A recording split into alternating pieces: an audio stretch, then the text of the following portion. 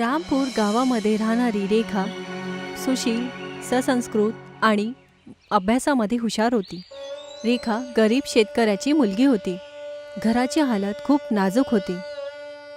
अभ्यासाबरोबरच घरच्या कामामध्ये आईची मदत करायची.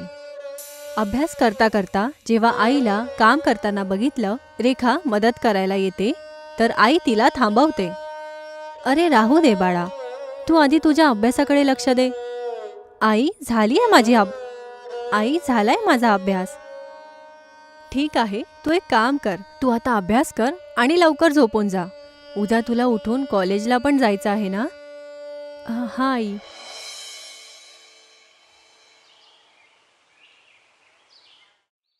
रेखा जवळच्याच एका कॉलेजमध्ये जात होती. ती BSc ॲग्रिकल्चर सेकंड इयरमध्ये शिकत होती आणि आपल्या कॉलेजच्या प्रत्येक परीक्षामध्ये पहिलीच येत होती. पण रेणू आणि तिचे मित्र तिच्यापासनं खूप जळायचे. ते लोक रेखाशी नफरत करायचे. माहितीये, हिनी ना टीचरवरती ना काळा जादू केला आहे. प्रत्येक अभ्यासामध्ये फर्स्ट कशी येईल सांग, नाहीतर कशी येणार ही फर्स्ट? हा, बरोबर बोललीस रेणू. या गाववालीचं काहीतरी करावं लागेल, नाहीतर आपलं जीवन हे मुश्किल करणार आहे. जगायचं मुश्किल तर आपण करूया हिचं. ना चेहरा ना सौंदर्य, आली मोठी क्लासमध्ये फर्स्ट येणारी. शहरातला श्रीमंत बापाची मुलगी होती. यामुळे आपले कपडे आणि आपल्या चेहऱ्याच्या सौंदर्याचे ती खास लक्ष ठेवायची. आपल्या भोल्यापणात जगत असणारी रेखा नेहमी स्वतःला खालच्या दर्जात बघायची. जेव्हा थंडीचा मौसम येतो, रामपूरमधून शहरात येणारी रेखा जेव्हा घरातून निघायला लागली तेव्हा आई बोलते, अरे रेखा, किती थंडी आहे बाहेर आणि तू कॉलेजला जात आहेस तर मफलर तरी घेऊन जा. नाही आई, मी जाईल अशीच. अरे बाळा, किती थंडी आहे, ऐक माझी गोष्ट, मफलर घेऊन जा, अशी नको जाऊस. पण आई, ते खूप जुनं आहे. पण थंडीपासून तर वाचवेल ना, तू घालून जा, मी सांगते ना. ठीक आहे आई. रेखा चालतच गावामधून कॉलेजला येत जात होती. रेखा मफलर घालून कॉलेजमध्ये येते तर रेणूनी तिला बघताच मस्करीमध्ये बोलली, अरे बघा तरी, जर्किंग आणि जॅकेटच्या जमान्यामध्येही मफलर घालून आली आहे आणि ते पण फाटलेलं, ते पण जुनं. अरे बघा तरी. अरे ही तर मफलरवाली बनली. अरे मफलरवाली नाही, फाटलेली मफलरवाली बोला, फाटलेली मफलरवाली. रेखा या सर्वांपासून खूप दुःखी होते आणि ती खूप रडते आणि कॉलेजच्या मागे जे थोडं जंगलासारखं होतं तिथे पोचते तर तिथे एक तिला आवाज येते. जेव्हा बघितलं तर तिच्या कॉलेजची मुलं राकेश आणि जितेश होते. राकेश आपल्या छर्राच्या बंदुकीला घेऊन कुठेतरी निशाणा लावत होता. अरे इथेच असेल, कालच इथे बघितलं होतं मी.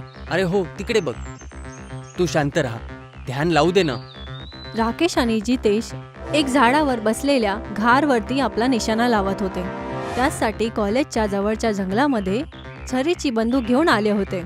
जसाच त्यांनी बंदुकीने त्या घारवरती निशाणा टाकला, त्यांना एक सिटीचा आवाज आला. अरे यार भप्पळ, कालच्या सारखा हा गाड परत आला इथे. त्या घारीचं काय करायचं, त्याला छर्रा लागलाय. त्याला नंतर बघू, चल इथून आता. काल कसं तरी सुटलो होतो, आज जर पकडलं ना तर लफडा होईल. चल लवकर. रेखा हे सर्व बघत होती. राकेश आणि जितेशच्या गेल्यानंतर रेखा त्याच ठिकाणी येते जिथे ती घार पडली होती. उफ, किती लागलं आहे. असं वाटतं छर्रा त्याच्या आतपर्यंत गेला आहे. नाही, मला काही नाही झालंय. माझं हे जखम तर आता भरून जाईल. रेखाने जेव्हा ही आवाज ऐकली तेव्हा ती आश्चर्यचकित होते. तू बोलू कशा शकतोस? याच्यापेक्षा तर तुम्हाला हे जाणून आश्चर्य होईल की मला माहिती आहे की तू दुखी का आहेस आणि इथे बसून तू रडत का होतीस. का सांग तरी. रेणूने तुझ्यासोबत जे केलं ते बरोबर नाही केलं. मला सुद्धा तर याच गोष्टीचं वाईट वाटलं. तू तर एक चांगली मुलगी आहेस. तू दुसऱ्यांची मदत करणारी एक स्वच्छ मनाची मुलगी आहेस. तुझ्यासोबत असं नाही व्हायला पाहिजे. मला खूप वाईट वाटलं जेव्हा त्यांनी मला मफलरवाली बोलून चिडवलं. माझी आर्थिक स्थिती ठीक नाही आहे, यासाठी ते लोक माझी मस्करी उडवतात. मी गावाकडून येते, यासाठी ते मला चिडवतात. रेखा, तू दुखी नको होऊस. ज्या मफलरसाठी यांनी तुला चिडवलंय तेच मफलर आता तुझा सगळ्यात जवळचा साथीदार बनेल. ते कसं? जरा तुझं मफलर दाखव. रेखाने जेव्हा आपलं मफलर बघितलं तर तो एकदमच नवीन झालेला होता. या मफलरला तुझी इच्छा असेल ती गोष्ट मागू शकतेस, पण हो, याचा तू चुकीचा वापर नको करूस, नाहीतर हे तुझ्यासोबत चुकीचं करेल. आणि हो, आणि याचा वापर जर तू कोणाचं वाईट करण्यासाठी करशील तरी सुद्धा हे नुकसानदायक आहे. आणि लक्षात ठेव, याचा वापर स्वतःसाठी आणि दुसऱ्याच्या मदतीसाठी कर.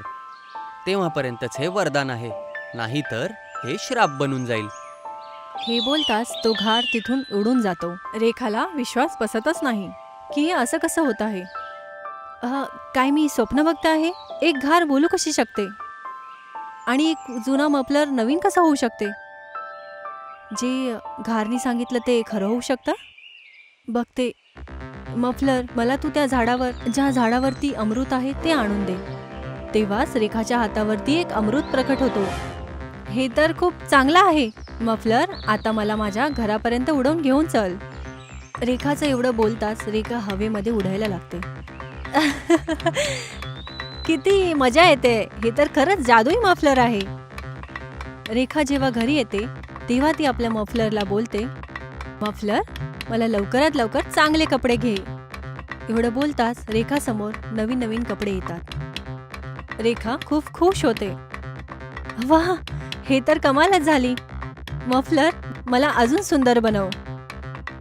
एवढं बोलताच रेखाचं रंगरूप बदलून जाते. ती खूप सुंदर दिसायला लागते. वाह, मी उद्या नवीन कपडे घालून कॉलेजला जाईन.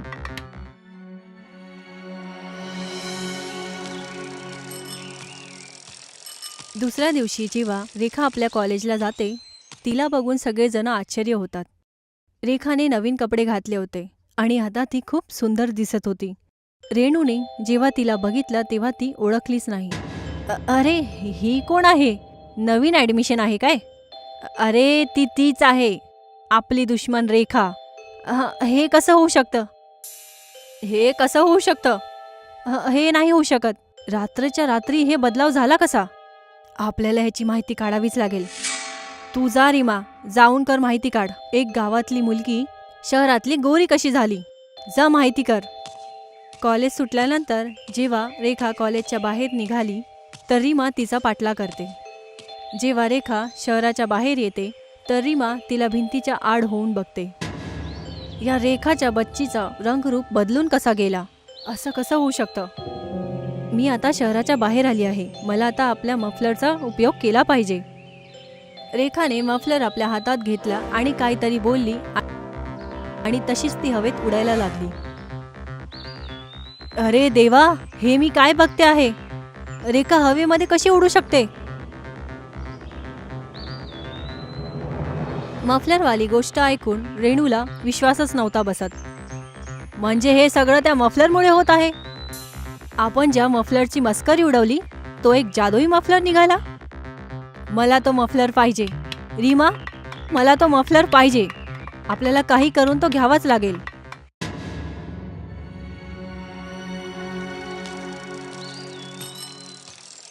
दुसऱ्या दिवशी जेव्हा रेखा कॉलेजमध्ये येते तेव्हा वाचताना तिने तो मफलर तिच्या बाजूला ठेवला. याचाच फायदा उचलून रेणूनी त्याच मफलरसारखा एक मफलर तिथे ठेवते आणि तिथून रेखाचा मफलर ती चोरते. रेखा कॉलेजनंतर शहराच्या बाहेर येते आणि तिने मफलर तो आपल्या हातात ठेवला. चल मफलर, मला आपल्या घरी घेऊन चल. रेखाच्या बोलण्याने जेव्हा काहीच नाही झालं तेव्हा रेखा आश्चर्यचकित होते. अरे मफलर, मला घरी घेऊन चल. काय झालं, आज हवेत उडत का नाही आहेस? अरे, या जादुई मफलरची जादू कुठे गायब झाली? कशी उडणार ती? मफलर तर रेणूकडे होता. रेणू त्या मफलरला बघतच जात होती. अरे वा, आता हे जादुई मफलर माझ्याकडे आहे. हे माहिती करताच रेखाचे तर होश उडून जातील. मी आता ह्याच्याकडनं जे पाहिजे ते करून घेऊ शकते. पहिले तर मला खूप भूक लागली आहे. मफलर, मला एक आईस्क्रीम आणि बर्गर आणून दे. एवढं बोलताच रेणू समोर आईस्क्रीम आणि बर्गर येतो. वा, एवढे सगळी आईस्क्रीम आणि बर्गर? आपण या मफलर पासून काहीही करू शकतो. आपल्याला जे पाहिजे ते आपण मिळवू शकतो. मफलर आपल्या जवळ ठेवून रेणू खूप खुश होते आणि दुसऱ्या दिवशी ती खूप खुश होऊन कॉलेजला येते. नवीन कपडे आणि नवीन सुंदरतेमुळे ती खूप सुंदर दिसत होती. वा रेणू, तू तर आधीपासून खूप जास्त सुंदर दिसतेस आणि हे नवीन कपडे तर तुझ्यावर खूप छान दिसतायत. रीमा, तू आता बघतच जा मी काय काय करते. अरे, त्या गावातल्या मुलीला तर आधी धडा शिकव. मफलर मिळाल्यानंतर खूप अकडत होती. चल ये. क्लासरूममध्ये रेणू आणि रीमा दोघंही रेखाजवळ येतात. रेणूकडे तो मफलर बघून रेखाला खूप धक्का बसतो. माझा मफलर तुझ्याकडे कसा? हेच तर जादू आहे रेखा. हेच कारण होतं ना तुझं राहणीमान आणि कपडे बदलण्याचं कारण. आता ह्याच्याशिवाय तू काय करणार? मी सांगते, मफलर रेखाला भिकारी बनवून दे आणि हिचे कपडे घाणेरडे करून टाक आणि हिला म्हातारी बनव. रेणूने रेखासाठी वाईट विचार केलेला, पण मफलरचा जादू उलटा झाला. घाणेरडे कपडे रेणूची होते आणि ती आता म्हातारी झाली होती आणि आपलं हे रूप बघून ती रडायला लागते. नाही, मला हे काय झालं? मी म्हातारी कशी बनली? अरे देवा, मला ठीक करा. हे मफलर मला ठीक कर. मला ठीक कर. मला काय झालं? हे काय झालं? रेखाने तो जादुई मफलर आपल्या हातात घेतला. हे मफलर रेणूला ठीक कर. ती जशी होती तिला तसंच बनव. परत मफलरचा जादू चालला आणि रेणू जशी होती तशी परत झाली. मला माफ कर रेखा, माझ्याकडून चुकी झाली. मी नेहमी तुला वाईट बोलली. मला माफ कर. रेणू, तुला केलेल्यावरती पछतावा आहे या गोष्टीचीच मला खुशी आहे. आपलं चांगलं बघून दुसऱ्यांचं नुकसान करणं आपल्याला माणुसकी नाही शिकवत. माणुसकी आपल्याला मिळून मिसळून राहणं शिकवते. म्हणून यानंतर तू कोणत्याही गरीब व्यक्तीचं मस्करी नको उडवूस. नाही, मी असं कधीच नाही करणार. फतेगंज नावाचं एक गाव होतं जिथे दररोज पूरची समस्या येत होती. त्या गावामध्ये सुरेश नावाचा एक माणूस आपल्या बायको शालिनी बरोबर राहायचा. एक दिवस सुरेश शेताकडून घरी पळत पळत आला. शालिनी, चल, आपल्याला हे गाव सोडून वापस जावं लागेल. पण कुठं जायचं हो? सगळे गाववाले फतेगंजच्या पहाडावरती चाललेत. पाण्याचा पूर दुसऱ्याकडून सरळ याच बाजूला येत आहे. ठीक आहे, चला. सुरेश आपल्या बायकोला घेऊन फतेगंजच्या डोंगरावर येतो, जिथे पहिल्यापासूनच बाकी गाववाले आणि प्रधान उभे होते. प्रधान सगळ्या गाववाल्यांना बोलतो. सगळे गाववाले माझी गोष्ट लक्ष देऊन ऐका. दरवर्षी आपल्या गावामध्ये एकदाच पूर येत होता, पण यावेळेस 3 वेळेस पूर आलेला आहे. आणि जेवढ्या वेळेस पूर येतो गावातले लोकांचे घर एकदम तहसमहस होऊन जातात. म्हणजे आता गावामध्ये 3 वेळेस पूर येणार? हो, तुला हेच मानून चालावं लागेल सुरेश. पण आमची घरं पूरमध्ये तबाह होऊन जातात आणि लाकडं फक्त गावाच्या जमीनदाराकडे असतात आणि तो प्रत्येक वेळेस पूर गेल्यानंतर आपल्या लाकडांची किंमत वाढवतो. आता हे माझ्या हातात नाहीये. मी खूप वेळेस जमीनदाराला याबद्दल बोललो आहे, पण तो नेहमी माझ्या या गोष्टीला टाळून देतो. त्याचं घर गावाच्या किनाऱ्यावरती आहे, ज्याच्यामुळे पुरामुळे त्याच्या घराला काही होतं ना त्याच्या व्यापाराला काही होतं. आता तर ते पुराच्या नंतरच कळेल की घर बनवायचं कसं आहे. हळूहळू पूरचं पाणी गावामधून संपवून जातं आणि गाववाले आपापल्या घरी जायला लागतात. सुरेश आणि शालिनी जेव्हा आपल्या घरी पोचतात तर ते बघतात तर त्यांचं घर पूर्ण प्रकाराने बाद झालं आहे. आमचं घर तर पूर्ण प्रकाराने तुटून गेलं आहे. आता आपण काय करायचं? तेच जे सगळं गाववाले करत आहेत. जमीनदाराकडे जाऊन त्याच्याकडनं लाकडं घेऊन नवीन घर बनवावं लागेल. पण तो तर आता खूप पैसे मागेल लाकडांसाठी. पण आता आपण करू तरी काय शकतो शालिनी? आपल्याकडे आता काही दुसरा रस्ताच नाहीये. ठीक आहे. सुरेश आणि शालिनी जमीनदाराच्या घरी जातात. ये सुरेश, तुझीच वाट बघत होतो मी. आत्ताच तर प्रधानजी सुद्धा माझ्याकडून लाकडं घेऊन गेले आहेत. हो, मला सुद्धा तुमच्याकडनं लाकडंच विकत घ्यायची होती. आजकाल काय भाव चालू आहे? हे बघ सुरेश, गोष्ट अशी आहे की पुरामुळे लाकडांचा भाव खूप वाढलेला आहे. मला वाटलंच होतं की तुम्ही लाकडांची किंमत वाढवणार आहात. तुमचा लालच तर कधीच संपत नाही. ए, तुझं तोंड जरा सांभाळून बोलत जा. तुला माहिती नाहीये का आम्ही कोण आहे? आम्हाला माफ करा जमीनदारजी. तुम्ही मला फक्त लाकडं द्या, ज्याच्यामुळे आम्ही आमचं घर बनवू शकू. ठीक आहे, गोदामांमधून लाकूड घेऊन जा. पण आजच लाकडांचे भाव अजून वाढलेत. हो, आम्ही विकत घेऊ शकतो ते. सुरेश आणि शालिनी गोडाऊनमधून लाकडं घेऊन जातात आणि आपलं घर फतेगंजमध्ये परत बनवतात. आणि शालिनी आपल्या नवऱ्याला बोलते, तुम्हाला जमीनदाराचं बोलणं नाही ऐकायला हवं होतं. तुला पण माहिती आहे शालिनी, गावामध्ये लाकडं फक्त जमीनदारांकडूनच मिळतात. जर तो लाकूड देणार नाही तर आपण घरात कसं राहणार? त्याने दिलेल्या लाकडांपासूनच तर पूर्ण घर गाव बनवतं. त्याच्याबरोबर कधीच बरोबर नाही होणार. तुम्ही बघा, मी बोलत आहे, लोकांच्या दुःख दर्दमध्ये तो आपली लालच पूर्ण करत आहे. असं नाही बोलत शालिनी, जर कोणी असू दे. समजले हो मी, तुम्ही खूप जास्त चांगले आहात. एवढी पण तारीफ नको करूस. मी चाललोय जंगलामध्ये, स्वतःसाठीच काही छतावरती लाकडं कापण्यासाठी. सुरेश जंगलामध्ये जातो. जसं जसं तो जंगलाच्या आत जातो तर तो बघतो की एक मोठ्या झाडाच्या खाली एक साधू ध्यानमध्ये लीन आहे. सुरेश साधूकडे जातो आणि साधू आपोआप आपले डोळे उघडतो आणि सुरेशला बोलतात, बोल बाळा, माझ्याकडे आला आहेस तर तुला काही म्हणायचंच असेल. हो साधूजी, आमचं गाव फतेगंजमध्ये वर्षामध्ये 3 वेळेस पूर येतोय आता, ज्याच्यामुळे आमचे घरं बर्बाद होऊन जातात आणि जमीनदार त्याचा फायदा उचलून लाकडं खूप महाग विकतो. काय तुम्ही मला काही उपाय सांगू शकता का? बिलकुल बेटा, मी तुझ्या गावाचं दुःख समजू शकतो. साधू आपला हात पुढे करतो आणि एक मंत्र वाचतो. जसंच तो मंत्र वाचतो त्याच्या हातामध्ये एक बासुरी येते. जेव्हाही तुझ्या गावामध्ये पूर येणार असेल तर सुरेश, तेव्हाच तू या बासुरीला वाजवायला चालू कर. ही काही साधारण बासुरी नाहीये. या बासुरीला वाजवल्याने गावातल्या सगळ्या घरांना पाय येतील आणि ते सगळे आपोआप एका जागेवरून दुसऱ्या जागेवरती नाचता नाचता निघून जातील. तुमचा खूप खूप धन्यवाद साधूजी. सुरेश ती बासुरी त्याच्याकडून घेतो आणि गावच्या प्रधानाकडे जातो आणि प्रधानला बासुरी आणि त्याच्या मागची पूर्ण गोष्ट सांगतो. जर असं आहे तर ही खूपच चांगली गोष्ट आहे, कारण लवकरच परत एकदा पूर आपल्या गावामध्ये येणार आहे. आता सगळ्यांच्या घरांना वाचवण्याची जिम्मेदारी तुझ्यावरती आहे आणि मला तुझ्यावरती पूर्ण विश्वास आहे. तुम्ही माझ्यावरती सोडा ते. काही महिने होतात आणि गावामध्ये परत पूर यायला लागतो. सगळेजण पळत पळत फतेगंजच्या डोंगरावर चढतात. पण सुरेश गावामध्येच राहतो. अहो काय करतायत, चला. तुम्हाला माहित पण नाहीये की ही बासुरी काम करणार पण आहे की नाही. तुम्ही का आपल्या जीवाबरोबर खेळताय?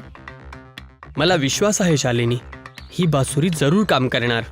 तू जा, मी सगळ्या घरांना पहाडावरती घेऊन येतो. शालिनी तिथून निघून जाते आणि सुरेश बासुरी वाजवायला सुरू करतो. जसं सुरेश बासुरी वाजवायला लागतो, गावाच्या घरांचे पाय येतात आणि ते हलायला लागतात. सुरेश बासुरी वाजवत वाजवत फतेगंजच्या डोंगरावर जायला लागतो आणि त्याच्या मागं घरं पण यायला लागतात. प्रधान दुरून बघतो आणि बोलतो, हे तर कमाल झाला. आपले घरं तर नाचत आहेत आणि चालत चालत आपल्या पहाडावरती येत आहेत. सुरेश त्या घरांना डोंगरावर घेऊन येतो, ज्याला बघून प्रधान सुरेशला बोलतो, वा, तू तर पूर्ण गावाला नाचवलंस सुरेश. खूपच चांगलं. तू आपल्या गावातल्या घरांना आज वाचवलं. खूप खूप खूप धन्यवाद सुरेश. प्रधानजी, हे तर माझं कर्तव्य होतं. पूरचं पाणी गावामधून जायला लागतं आणि मग परत सुरेश बांसुरी घेऊन त्याला वाजवायला सुरू करतो. घर परत नाचून नाचून त्याच्या मागं चालायला लागतात आणि तो परत त्या घरांना गावामध्ये घेऊन जातो. सगळे घर आपापल्या जागी जाऊन उभे राहतात. दुसरीकडे प्रधान जमीनदारच्या घरी जातो. प्रधानला बघून जमीनदार बोलायला लागतो, ये प्रधान, मी तर तुमचीच वाट बघत होतो. असं ऐकले गावात परत पूर आला होता, पण यावेळी सुद्धा पूर माझ्या घरापर्यंत नाही आलाय. हां, पूर तर आलाय, पण ही चांगली गोष्ट आहे की तुमच्या घराला काही नाही झालं. बरोबर बोलत आहात प्रधानजी, पण याच्या आधी तुम्ही काही सांगू. मी सांगत आहे की लाकडांचे भाव अजून वाढले आहेत. तुम्ही प्रधान आहात म्हणून मी फक्त त्यामुळेच तुम्हाला कमी पैशामध्ये लाकूड विकत आहे. द्या पैसे आणि गोदामातून लाकूड घेऊन जा. अरे जा, एक फुटकी कवडी नाही देणार यावेळेस तुला मी. लोकांना फसवतोस तू. नाही पाहिजे तुझ्याकडनं लाकूड मलाच काय, कोणालाच तुझ्याकडनं लाकूड घ्यायची गरज नाहीये. प्रधानजी, माझ्यासोबत नीट बोला जरा. काय तुमच्या चुकीमुळे नाहीतर मी सगळ्या गावाला लाकूड देणं बंद करून टाकेल. नको देऊस, नाही पाहिजे तुझे लाकड मला. आणि तुझे लाकडं आता तू तुझ्याच जवळ ठेव. एवढं बोलून प्रधानजी आपल्या घराकडे निघून जातात आणि जमीनदारकडे त्याचा चेला गिल्लू पळत पळत येतो. जमीनदार साहेब, काय लवकर सांग, काय झालं? जमीनदार, गावामध्ये पूर आला होता, पण सुरेशच्या बासुरीने सगळ्या घराला नाचवलं आणि घर नाचत नाचत त्याच्या मागे जायला लागले. आणि जर ही चेष्टा आहे तर हा खूपच भद्दा मजाक आहे बिल्लू. नाही, मी बरोबर बोलत आहे जमीनदार साहेब. जर असं आहे तर हा सुरेश दर पुरामध्ये असंच करेल आणि लोकांच्या घराला ते पुरापासून वाचवेल, ज्याच्यामुळे लोक लाकूड विकत नाही घेणार माझ्याकडून आणि माझं खूप नुकसान व्हायला लागेल. आपल्याला काहीतरी करावं लागेल, काही ना काहीतरी करावंच लागेल. गिल्लू, तुला सुरेशचं घर माहिती आहे ना? हो मालक, मला माहिती आहे. का? रात्री तयार राहा. आपल्याला आज रात्री त्या बासुरीला सुरेशच्या घरातून चोरावं लागेल.